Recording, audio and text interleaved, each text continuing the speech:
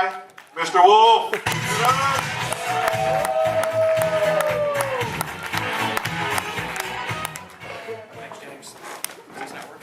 Thanks, James. You're welcome. Tell us what's going on. Does anybody have a condom? Right, so I hate to start the set out on a negative note, but I want to be open and honest with you guys. You guys are the audience, the comedy, the fans that make this possible. In an effort to become a better comedian, I have resorted to the use of a performance-enhancing drug. That drug is alcohol. Yeah! It's an epidemic. All the comics are doing it. Right before the show, I was checking the news and I saw the latest shocking Lance Armstrong news. Apparently, the American Cancer Society has announced that it will be vacating all of Lance Armstrong's wins against testicular cancer. So, in my opinion, that's just hitting him below the belt. When it comes to that whole thing, they may be able to take away his 7 Tour de France victories, but they're never going to be able to take away all the time he got to bang Sheryl Crow. So, in my opinion, it evens out in the end. You guys are ready for the Super Bowl? Yeah. It looks like it's going to be a good game. Yeah. Ray Lewis is retiring, which is great because he'll have more time to look for the real killer. One weird thing I noticed, at the end of the regular season, 6 NFL head coaches were fired. So I did the math, and that meant approximately 18% of NFL head coaches were unemployed at the end of the season. So thanks again, Obama.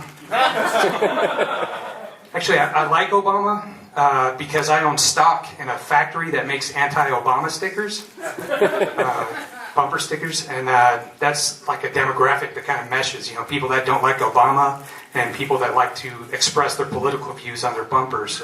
I'm rich. I also saw the CEO of Walmart announce that Walmart will be hiring within the next few years 100,000 veterans. And, those guys and girls, they've been going to war for over a decade, 2 horrible, shitty wars. A lot of them come back, their relationships with their families aren't the same. They're physically and mentally, they don't come back the same, And now you want them to fucking work at Walmart? Hadn't they suffered enough? Jesus Christ. I had to go in there the day before Thanksgiving because my wife forgot something, and I don't know if I believe in hell or not, but if there is a hell, it's Walmart on the day before Thanksgiving.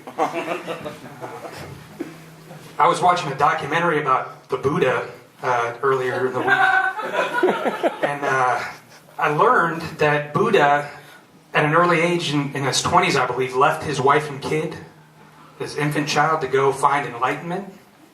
And that was interesting to me because it reminded me of my life. Except in my life, the stripper's name was Sapphire. So. Marriage is a great thing because it combines my love for being criticized for everything I do and never getting laid. So 2 great things, It also taught me that being pussy whooped quite often has nothing at all to do with actual pussy. So, and that's the stereotype is kind of true, where I've been married to my wife for 13 years and we don't have sex as often as we'd like, and it's not because we don't want to. Sometimes, after work and kids, she's too tired. Other times I'm too tired. Sometimes she's not feeling good. Other times I'm not feeling good. Sometimes she's mad at me. Other times she's still mad at me. So I'm pretty good at fucking up even a sure thing, I'm the Wilt Chamberlain of not getting laid. For example, a couple of days ago we got into this big argument. I made the mistake of mentioning that I felt like I did more than my fair share of the housework. You guys know how that went over. It blew up and I felt horrible because, you always feel bad when you argue with your wife. But also she has a condition, that sometimes it makes it hard for her to do physical labor, housework, stuff like that. And I'm kind of embarrassed because I can't remember what it's called. It starts with an F.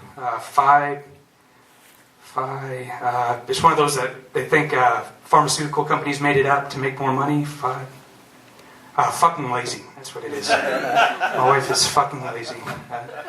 This is a joke, ladies. Don't get mad. She is fucking lazy, but it's just a joke.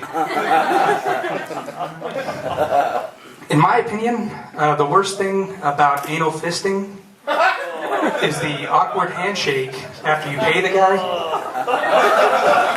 Just kidding, I love everything about anal fisting, so joke's on you.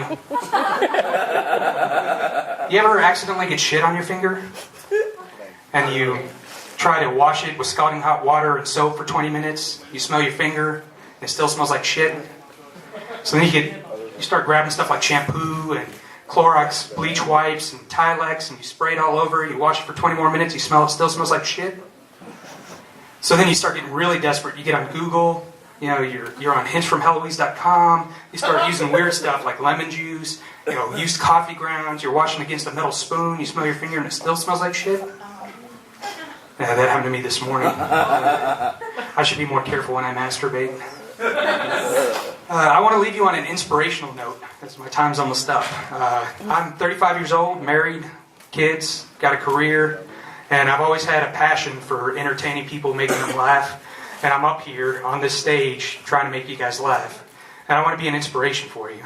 But I want to add a disclaimer to that, because sometimes following your dreams can be more harmful than good, you know. And I want to share an example of that in my life.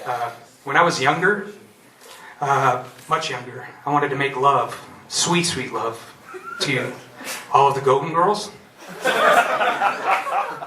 And as you guys know, that's not possible, you know. But I was young, and I couldn't get that fact through my head. I couldn't come to grips with that, you know. But after a lot of introspective thought and a little bit of therapy, you know, I finally came to understand the thing that you guys already knew. That even after short periods of time, decomposition makes sexual intercourse impossible. All right, that's my time. Thank you. You guys have been a great audience. My name's Adam Wolf. You can find me on Facebook and on Twitter at AdamWolf77. Thank you.